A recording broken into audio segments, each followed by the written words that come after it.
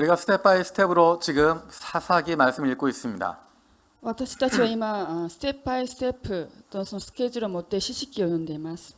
지금 읽었던 사사기 19장은 21장까지 이어지고 있는 내용입니다. 私たちが今読んでた詩式19章は21章までつないでいます。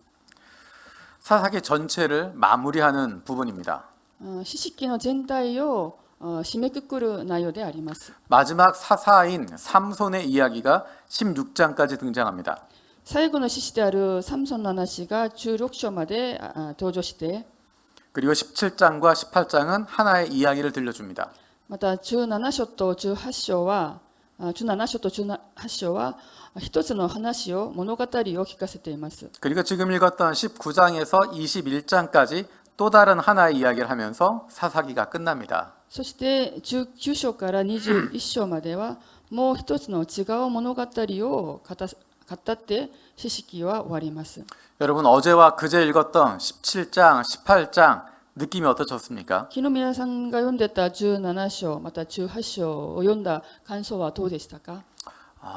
이게 무슨 내용인가? 어떤 것이 옳은 것인가? 그런 느낌 들지 않습니까? どんな話であって何が正しいのか皆さんちょっと気にならなかったんでしょうか？ 오늘부터 읽는 19장부터 21장은 더 이상합니다.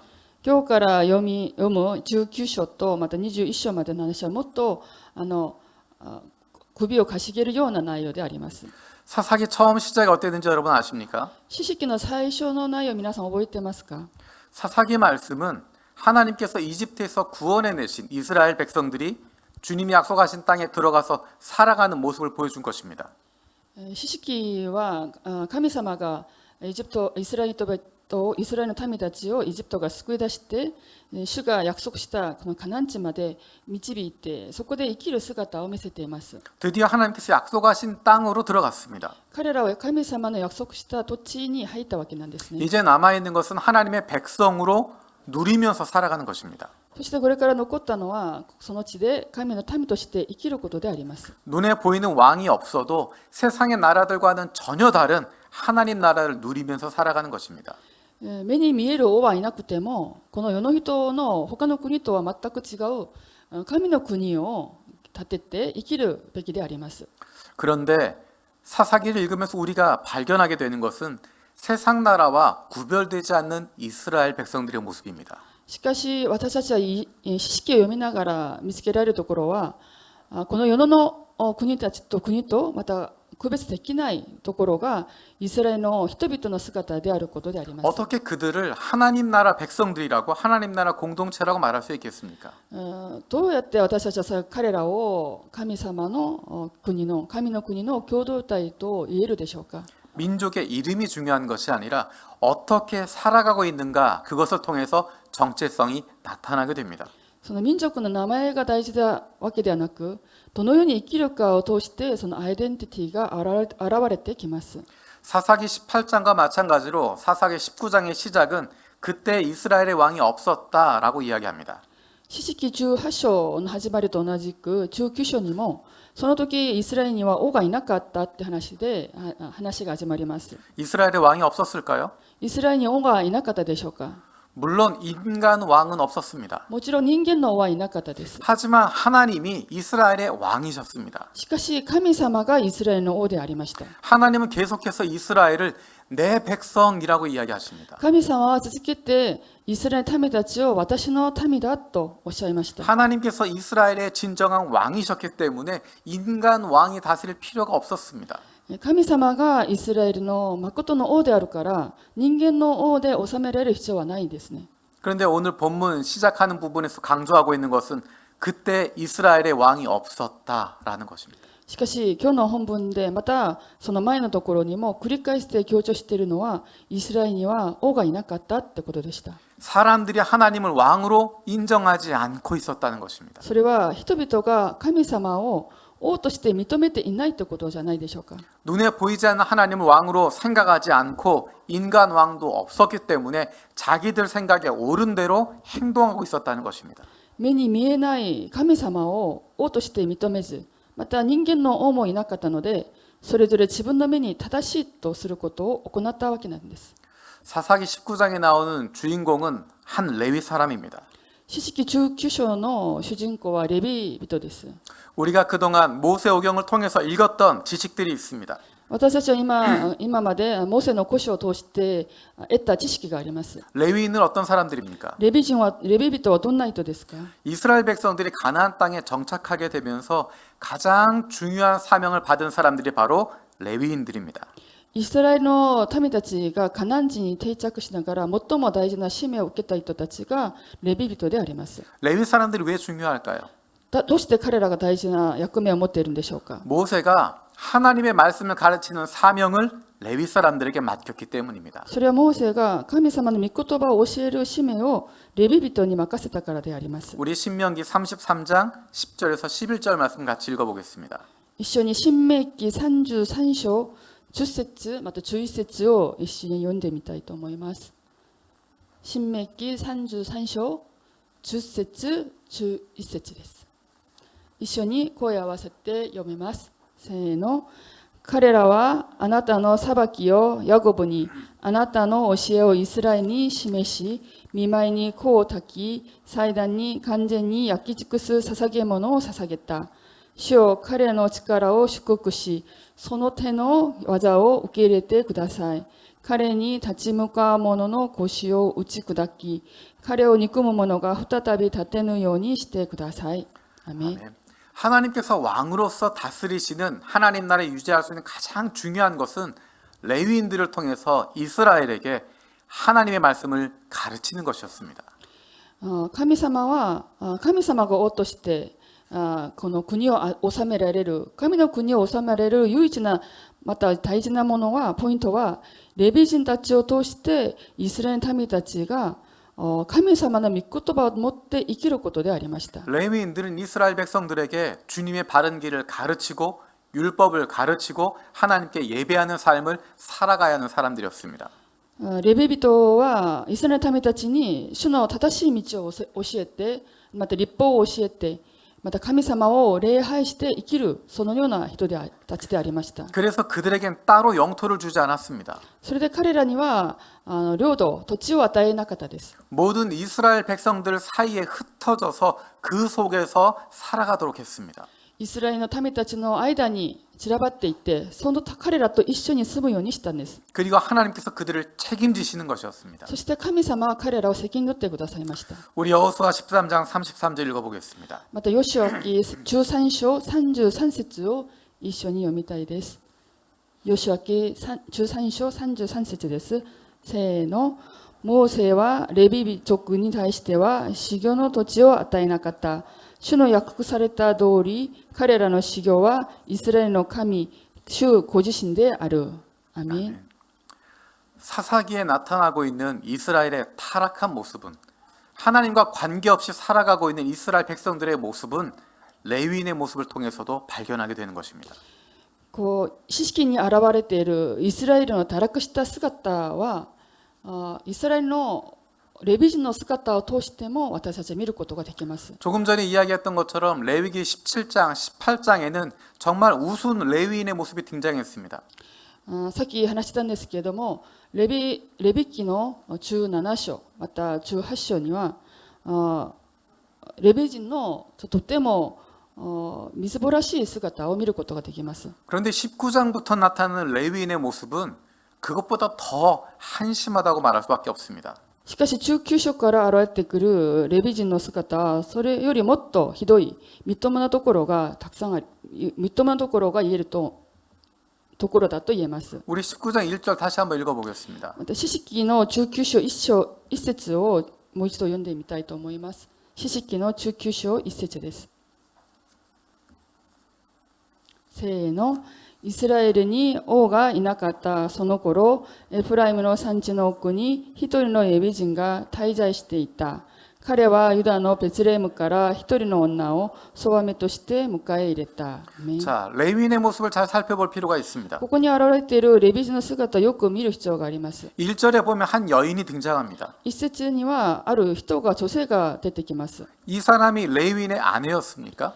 この女性がレビ人の妻でしたか？ 이 여인이 레위인의 사랑하는 대상이었습니까? この女性がレビ人が愛している対象でありましたか？ 본문에서는 이 여인을 아내라고 표현하지 않고 첩이라고 표현하고 있습니다. 今日の本文では彼女を家内と表現せず、そばめだと言っています。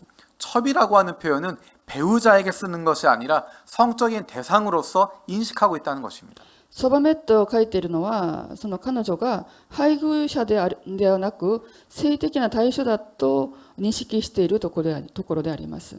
거룩한 삶을 살아간다고 하는 레위인임에도 불구하고 자신의 성적인 만족을 위해서 첩을 데리고 있었던 것입니다.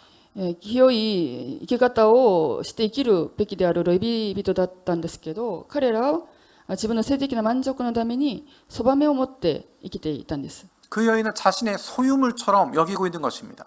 またその彼女を自分の所有物として持っていたわけなんですね。 그 여인은 집을 떠났습니다. その彼女はあるわけかわからな 그래서 いん 그를 です。 찾으러 갑니다. 彼女が家を離れて彼女を探していきます。 19장 3절 말씀 같이 읽어보겠습니다. 19章3節を一緒に読んでみたいです。19の3節です。せーの。夫は若者を伴い、人くびきロバを連れて言い立ち、彼女の後を追い、その心に話しかけて連れ戻そうとした。彼女が彼の父の家に入ると、彼を見て喜び迎えた。アメン。 아멘. 3절에서 그 여인의 마음을 달래서 데려오려고 갔다라고 이야기합니다. 3節にはこう書いてあります。その心に話しかけて連れ戻そうとした。 그런데 재미있는 것은 그 여자가 남자를 반겼다라는 표현도 없고 기꺼이 따라 나섰다라는 표현도 등장하지 않습니다. しかし面白いことは、その聖書の中には彼女が喜んで彼をついていたって、喜んで彼を迎え入れたっていう表現はないです。 마치 그 레위인이 자기가 잃어버렸던 것을 되찾아가는 느낌밖에 들지 않습니다. まるでそのレビ人が自分が失われた、なくしたものを探してそれを持って帰ったって意味を持っています。感覚があります。 집을 떠났던 종을 찾아서 돌아오는 것밖에 되지 않습니다. 自分の家から離れたしもべを奴隷をまた連れ戻して持って帰ったっていう感覚であります。 사랑으로서의 대상이 아니라 나의 성적인 만족을 위한 대상으로 그를 삼았을 뿐입니다. 彼女を愛の対象ではなく性的な対象として待遇していることが分かります。 그 집에서 며칠 시간을 보내고 다시 집으로 돌아오게 됩니다. 彼女の家で何日間泊まってまた自分の家に戻ります。 돌아오는 길에 밤이 어둡게 됩니다. 戻る途中日が暮れてしまいます。 이방 사람의 지역이 아니라 어쨌든 이스라엘 사람의 지역으로 가고자 했습니다. 彼は違法の地じゃなくてイスラエルの人々が住んでいるその地域に戻ろうとしました。 왜냐하면 이방 사람의 지역에 들어가면 위험할 수 있다라고 생각했기 때문에 안전한 이스라엘 사람들이 사는 마을로 갔습니다. なぜならこの違法人たちが住んでいるその地域は危ないと感じたので、イスラエル人たちが住んでいるその地域に入ろうとしました。 그것이 바로 베냐민의 자손인 기브아 사람들의 거주지였습니다. そこはベニャミンの部族が持っているギブアというところでありました。 놀라운 것은 그들이 광장에서 기다리고 있었는데 아무도 그를 집으로 데려가지 않았습니다. しかし彼らがその町の広場に座っていたんですけれども、誰も彼らを迎え入れてくれる人がいなかったんです。 한 노인을 만나게 되고 그 노인이 자기 집으로 데려갑니다. そしてある老人が彼らを見つけて彼らを迎え入れてくれます。 그때 일어난 일이 19장 22절에서 25절까지 나와 있는 내용입니다. その話が12節から21節までの話であります。 우리 22절 같이 읽어보겠습니다. ここで22節を19章の22節を一緒に読んでみましょう。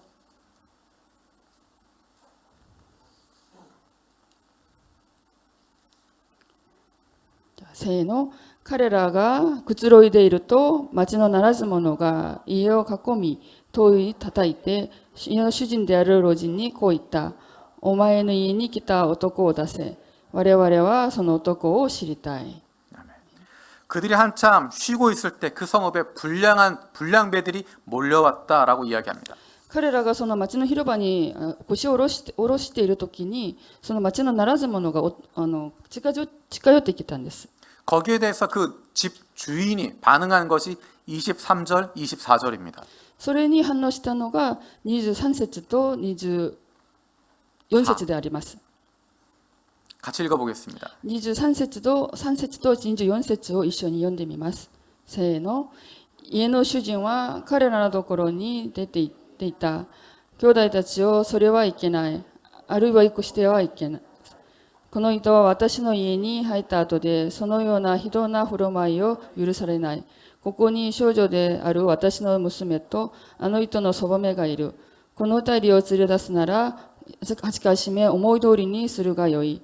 だがあの人には非道な振る舞いをしてはならない。アメン。 지금 어떤 일이 벌어지고 있는지 여러분 아시겠습니까? 今何が起きているのか皆さん分かりますか？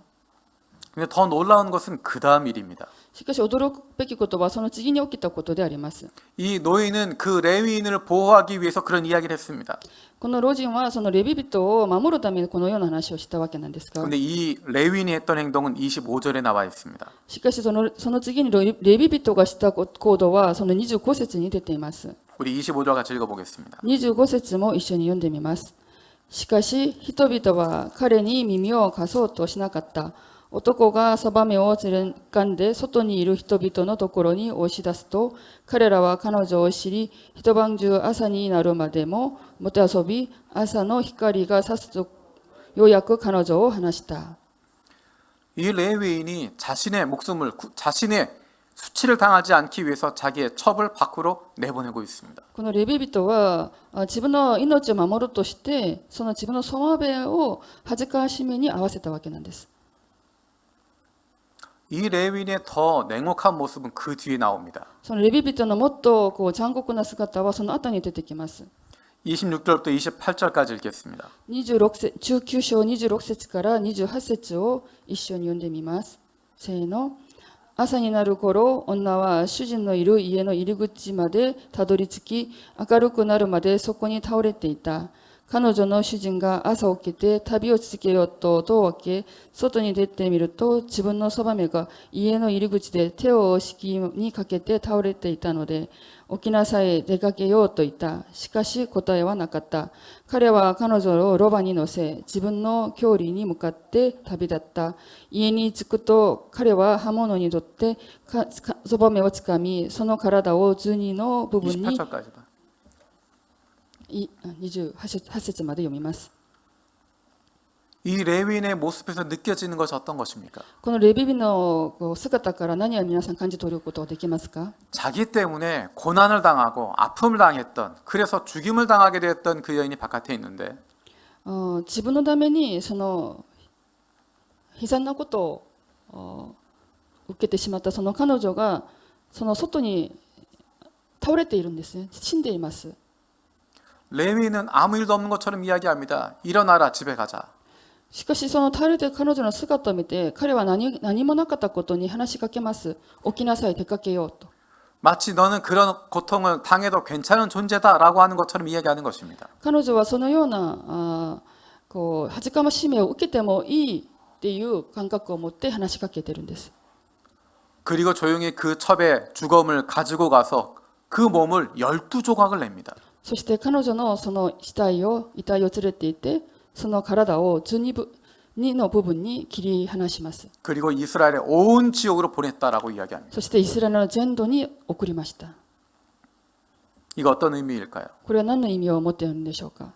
내가 사랑하는 사람이 죽었다라는 것이 아닙니다. 私が愛している人が死んだっていう行動ではないんですね。 내 소유물이 상했다라는 것입니다. 私の所有物が汚れたっていうことを思っています。 내가 애써서 유다까지 가서 찾아왔던 내가 아끼던 것이 망가졌다라는 것입니다. 私がその努力を尽くして失ったものを取り戻したのにそれが台無しになったってことなんです。 그래서 내 것을 망가뜨린 사람들을 복수하겠다는 것입니다. それ私の所有物を無にしたからためにしたから私その復讐をしようということです。 조금 전에 우리가 읽었던 것처럼 그 성읍 안에 몇몇 불량한 사람들이 했던 일인데 この彼女の死っていうのはその町のならず者が起こしたものなんです。 그것을 그 지역에 있는 모든 사람이 그랬던 것처럼 이야기하고 しかしそれがまるでその町のみんながやったことのように言い話して 그리고 더 나아가서 그들이 속했던 베냐민 족속 전체에 대한 복수를 하려고 합니다. そしてもっとそれを強調してベニヤミン全部族に対する復讐まで至ります。 그리고 더 놀라운 것은 20장 4절 5절에 나옵니다. またもっと驚るべきことは20章の4節5節に出ています。 우리 20장 4절 5절 읽어보겠습니다. 20章の4節5節を読んでみます。せーの。殺された女の夫であるレビ人はこう答えた。ベニヤミンのギブアに来て、私のそばめと共に宿を取っておりました。ギブアの首長たちが私に向かってきて、夜私の泊まった家を取り囲み、私を殺そうとし、そばめをはじかしめて死に至らせたのです。アメン。 아멘.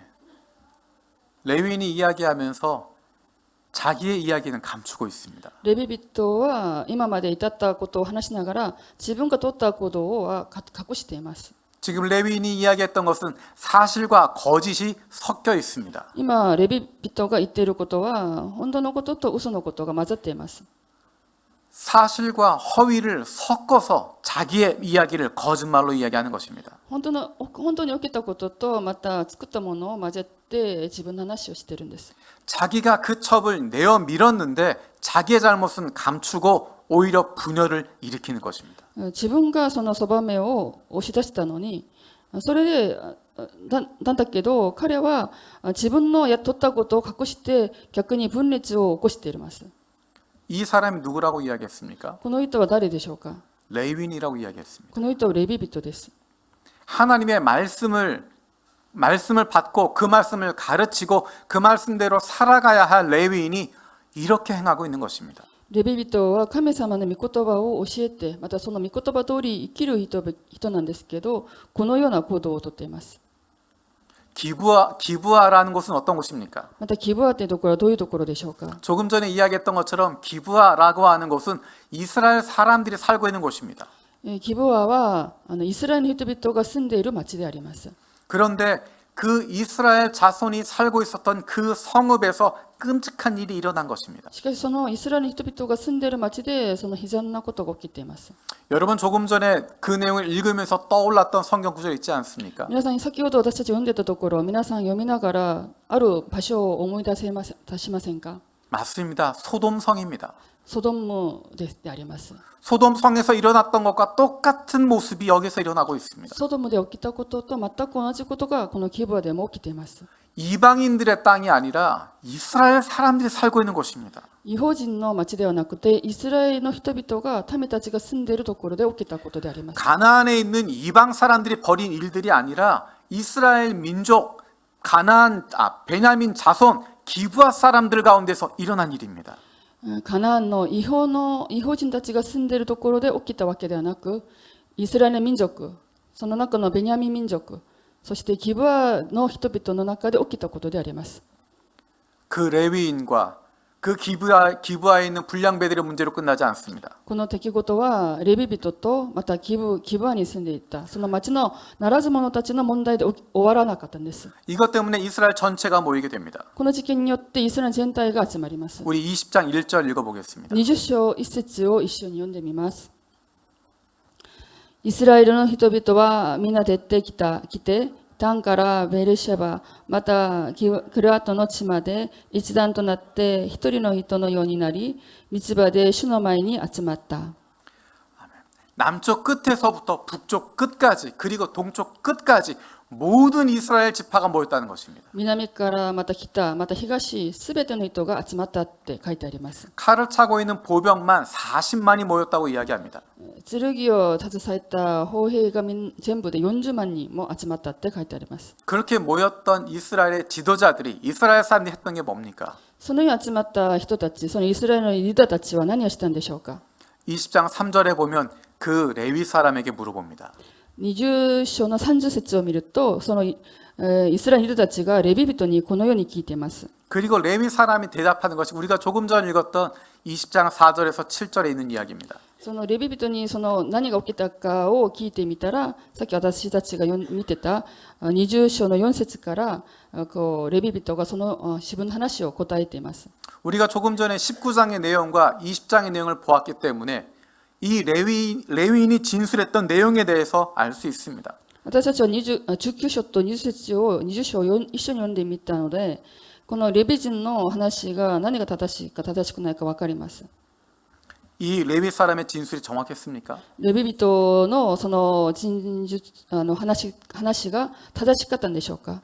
조금 전에 이야기했던 것처럼 그는 자기에게 불리한 것들을 다 빼놓고 이야기했습니다. 先ほど言ったように、そのレビ人は自分に不利なことを全部除いて話したんです。 몇몇 불량배들이 했던 문제를 기브아 사람 전체의 문제로 만들어 버렸습니다. 何人かがやったことをギブア人全体がやったことのように話しました。 그렇게 거짓 증언하고 있습니다. そのように偽造しているんです。 그 결과가 어떻게 되겠습니까? その結果はどうなりまし 2장 ますか。 9절 10절 읽어보겠습니다. 20節の9節10節一緒に読んでみます。20の9また10です。我々が今ギブアに対してなすべきことはこうだ。ギブアに対してまずくじを引いて攻め上ろう。イスラエルの全部族から100人につき10人、したがって1000人なら100人、1万人いれば1000人を選んで、糧食を調達させ、部隊をベニヤミンのギブアに行かせ、ベニヤミンがイスラエルの中で行ったすべての非道を制裁しよう。アーメン。 이게 도대체 무슨 행동입니까? 彼らが取った行動は何でしょうか。 이게 하나님께서 원하시는 모습입니까? これは神様が願われている姿でしょうか。 우리가 잘 알고 있는 것처럼 신명기에서 목숨에는 목숨으로 눈에는 눈으로 라고 말씀하신 것은 지나친 복수를 하지 못하도록 막는 것이었습니다. 私たちは新明記で読んだんですけど、命には命、また目には目だと神様がおっしゃったのは、遠すぎたその復讐はしてはいけないと、それを防ぐためにおっしゃったわけなんです。 그리고 거짓 증언을 막기 위해서 두 사람 이상의 증인이 있어야만 그 재판을 할 수 있다라고 이야기합니다. また起訴しないように、2人以上の証人がいるときにその証言を認めますね。 그런데 오늘 이스라엘의 모습은 어떻습니까? しかし今日のイスラエルの人々の姿はどうですか。 한 사람 레위인의 거짓 증언에 의해서 움직입니다. 今日彼らの姿は一人のレビ人の話を聞いて行動しています。 그리고 본때를 보여주겠다고 하는 것입니다. そして彼らを見せられる力を持って彼らをつけようとしているんです。 멸망시키겠다는 滅 것입니다. 亡させようとしているんです。 잘못한 사람을 골라서 완전히 박살내겠다는 間 것입니다. 違った人を全部探して彼らを全部ダメにしようとしています。 다시는 저항하지 못하도록 본보기를 보이겠다는 것입니다. もう二度と抵抗できないように模範を見せようとその力を振る舞っているんです。 하나님의 백성이라고 하는 이스라엘이 神の民であるイスラエルが 가나안 민족과 싸우고 있는 것이 아니라 같은 이스라엘 자손과 목숨을 걸고 싸우게 됩니다. カナン民族と戦うわけではなく、同じ民族であるイスラエルの人々と一緒に命をかけて戦っています。 그리고 싸울 때마다 하나님의 이름으로 싸우고 있습니다. そして戦うたびに神様の皆を持って名前を持って戦っています。